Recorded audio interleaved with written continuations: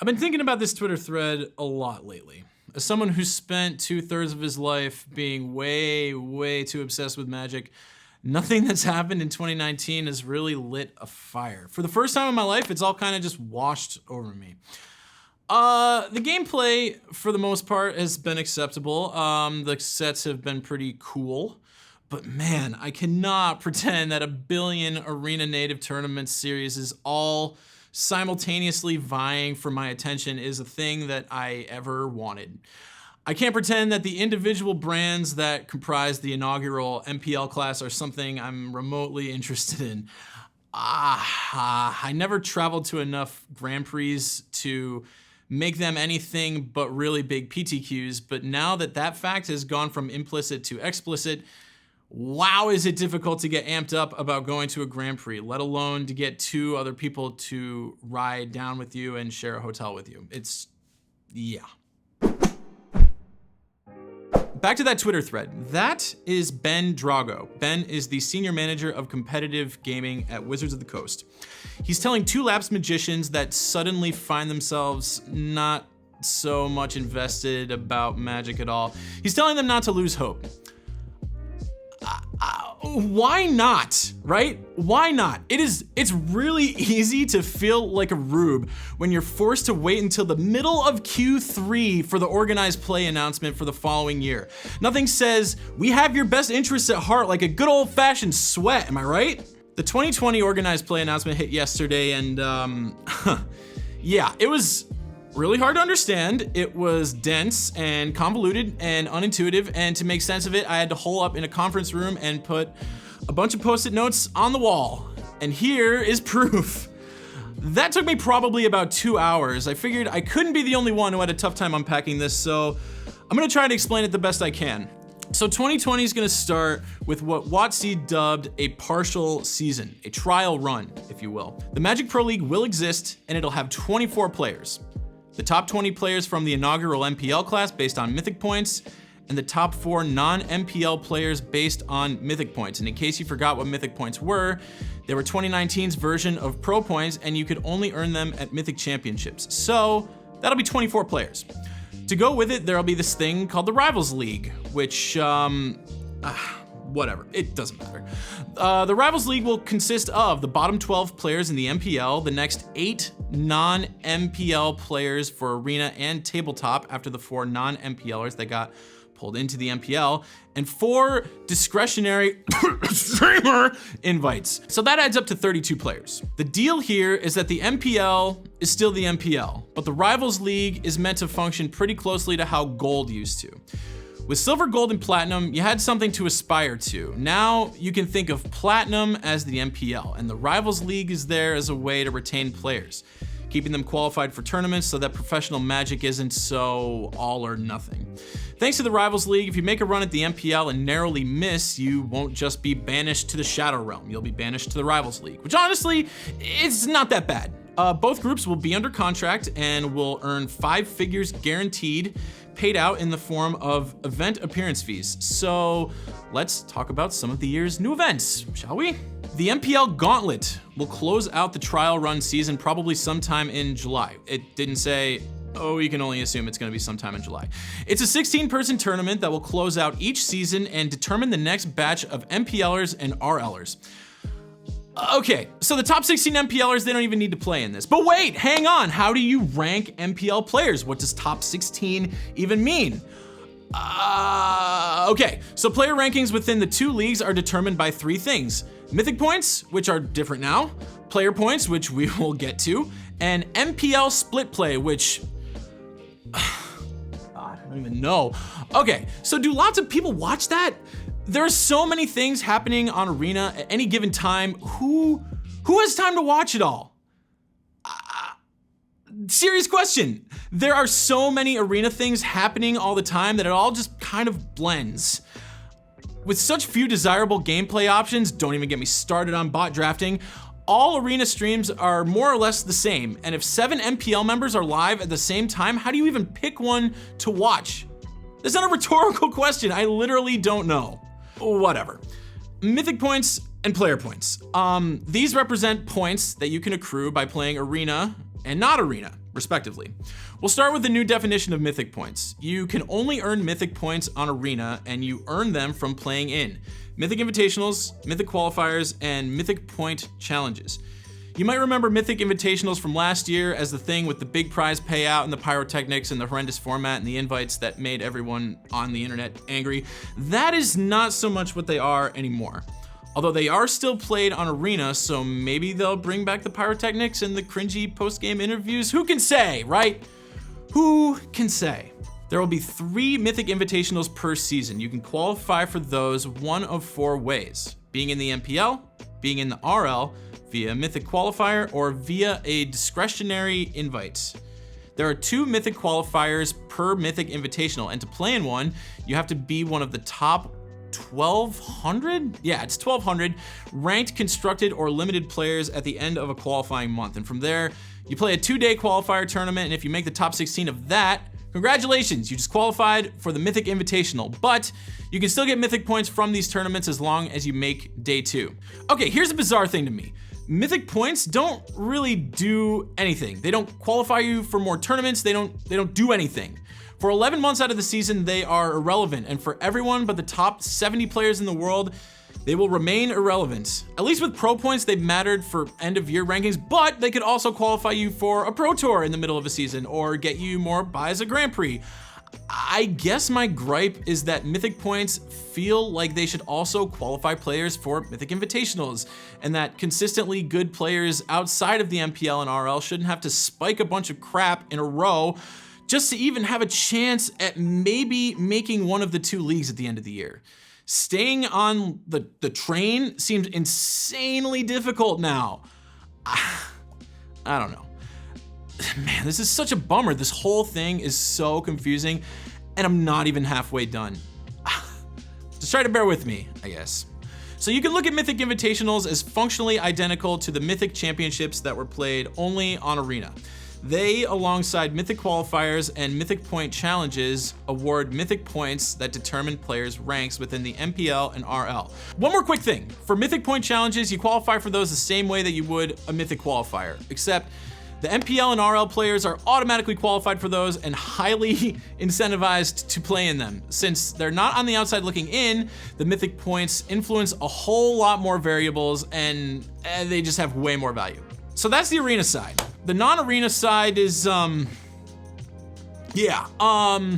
called the Players Tour, PT, and I say non-Arena because tabletop's kind of a misnomer, since you can qualify for Players Tours via Magic Online. So yeah, they're just gonna keep that program in purgatory for a little while longer, I suppose. Just let it keep limping along till it finds a sinkhole, and then that'll be it. So yeah, the Players Tour. Why not just call it the Pro Tour? Whatever. Let's talk Players Points, which are kind of the non-Arena counterpart to Mythic Points, and you earn Players Points through Players Tours and Players Tour Finals. Is that the right grammar? I have no clue. The plural on players that they insisted on using, it's just gonna throw me off forever. Whatever, let's keep moving. So, Players Tours are actually regional Players Tours, and there are 3 regions: the Americas, Europe, and Asia Pacific. There are 3 Players Tours per region per year, and you can qualify for them via Players Tour Qualifiers, which I assume are the ones that happen at Magic Fest, Wizards Play Networks Qualifiers, which happen at local game stores, Grand Prix, Players Tour Premier Events, so like Star City Games tournaments, the Pro Tour Hall of Fame, RIP, and being in the MPL/RL, and discretionary invitation bestowed by Wizards of the Coast. You can also chain invites together by achieving a certain record in the previous Players Tour, or if you qualified for the previous Players Tour finals. Whew, okay. Regional Players Tours are pretty similar to Pro Tours, but Players Tour Finalsies are a little more exclusive, coming in at about 120 players as opposed to the 250 to 500 players range for the regional Players Tours. There are 4 ways to qualify for a Players Tour Finals: be a top finisher in a corresponding RPT, which is based on record and not place finished; be a top finisher from the previous PTF, which again is based on record and nothing else; win a Grand Prix within the qualifying season; or be in the MPL.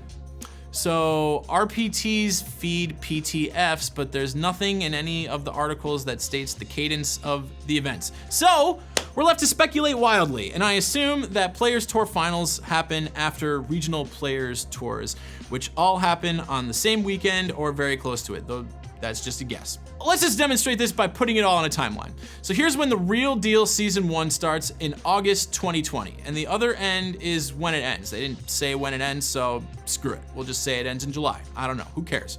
So within this season, you've got these 3 qualifier seasons, and inside each of those, you've got all this crap.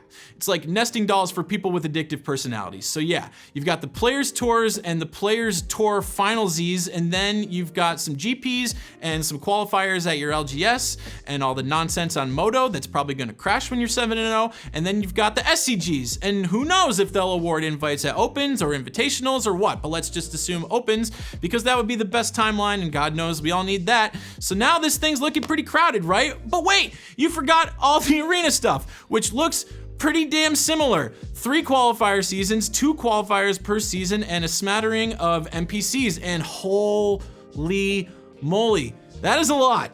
That is a ton of wizard squares, and if you're like me, and you thought the choice overload was bad when trying to decide what to watch on Twitch on a Tuesday night, wait till you're trying to figure out which competitive Magic path makes the most sense for you. So before wrapping up here, 2 quick things.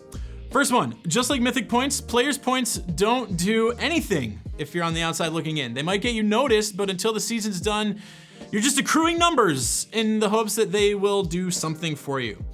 Which is not totally different than it was before, but at least Pro points gained you something in the middle of the season, whether it was appearance fees or buys or another qualification, whatever. It was a good thing.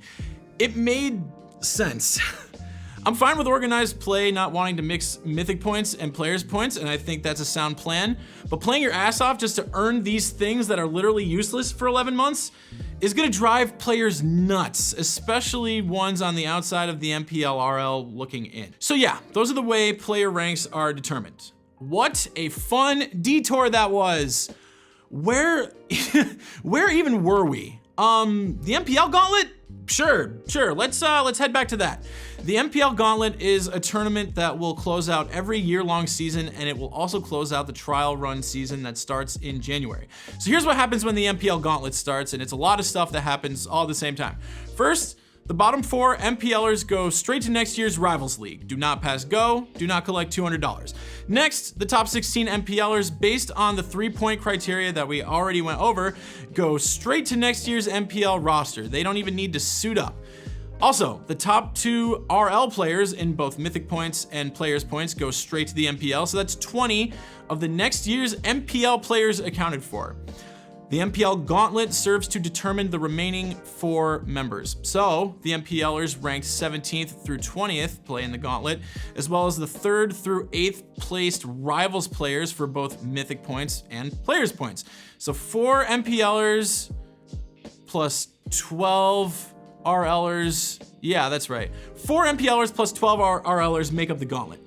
We don't know what the tournament format's gonna be yet, but yeah, a handful of MPLers and RLers get to fight in the Coliseum every year for our amusement.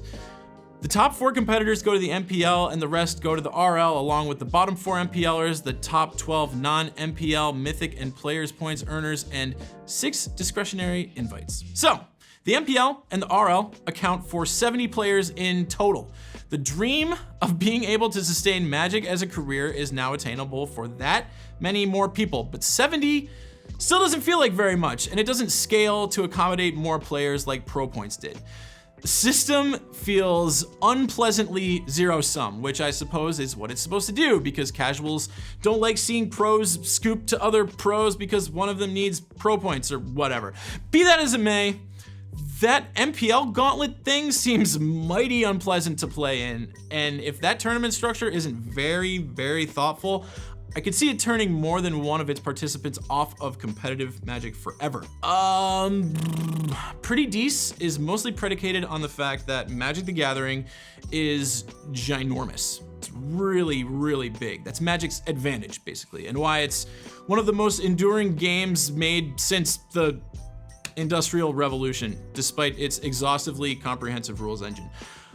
Like, the fact that Magic is so complicated should really do a better job at keeping the game from growing, but it doesn't, and a lot of the game's strengths come disguised as drawbacks. If you think Magic doesn't translate well to digital play because of its depth, you're not wrong, but it's also that depth that makes it so sticky for its players. You're never gonna pick up a video game that straight up doesn't work 28% of the time, but Magic persists despite mana screw, because in a world where user experience is optimized and streamlined to an unsettling degree, Magic is able to stand out as a unique experience that does not care about you. And that is really thrilling. Magic carries a quarter century of design mistakes and blunders, and you know what? Some of them are super fun. Comboing off with a Storm deck, winning on the first turn with a Channel or a Tinker or whatever, it's sweet, and there are formats built around trying to do just that. It is really hard to be optimistic about these organized play changes. Last year, they killed the Pro Tour brand, which had been a Magic mainstay since 1995, in favor of Mythic Championships. So you think, okay, they're not gonna kill the Pro Tour because they're gonna create something better in its place. They're gonna create something that has staying power. And now, Mythic Championships are dead too. But unlike Mythic Championships, there are no longer any analogs to Pro Tours of old. The closest thing to Pro Tours that exists going forward is probably the regional player tours. And even those are a bad comparison, because the idea of a regional Pro Tour is ludicrous. It's a Pro Tour. The travel, as awful and prohibitive as it sometimes was a key part of its identity. But that's a pretty privileged position, I'll admit. You might have noticed that there was no mention of the Hall of Fame yesterday. I'm not saying the Hall of Fame as it existed was perfect or even sustainable, but not treating the game's history as expendable when it's such a huge contributor to its success feels like such a punt. The plan to have Arena and Tabletop exist alongside each other is sound, even if it is a little complicated and overwrought, but man, I don't feel like it needs to come at the expense of the game's past. I don't know. Maybe it needed to change again. I don't know. Organized Play's branding and approach has changed wildly 2 years in a row, and it's making it impossible to discern what their metrics of success are. Like, what are they looking at? What caused them to change their branding off of something that existed for 20 years and then change it again? What's gonna stop it from becoming 3 years in a row of changes? I have no idea. I have no idea. I guess we will see. Okay, so real quick before we go, if you enjoyed this video, engage with it in as many ways as you possibly can, because we are trying to game YouTube, and I don't care about saying that. But if you have to pick one thing to do to show that you like videos about Mercadian masks or standard formats from the 90s or whatever, click the top link in the description. It's gonna take you to TCGplayer.com, and if you buy cards from that link, we get credit for the sale. Like, people in the company can see that people followed that link to buy cards and be like, oh wow, we really need John to talk about Phyrexian Mana or other dumb, it doesn't matter. By the way, did you see the Phyrexian Mana commander that they made? The Crick card? That card is stupid. It's gonna get banned. I can't even believe they made it. Whatever. Anyway, click the link, buy cards. You were gonna buy cards anyway. TCG Player has the best prices on the internet. This is kind of a no-brainer. So, whew. Thank you so much for watching, and I will see you next time. Pretty Deece.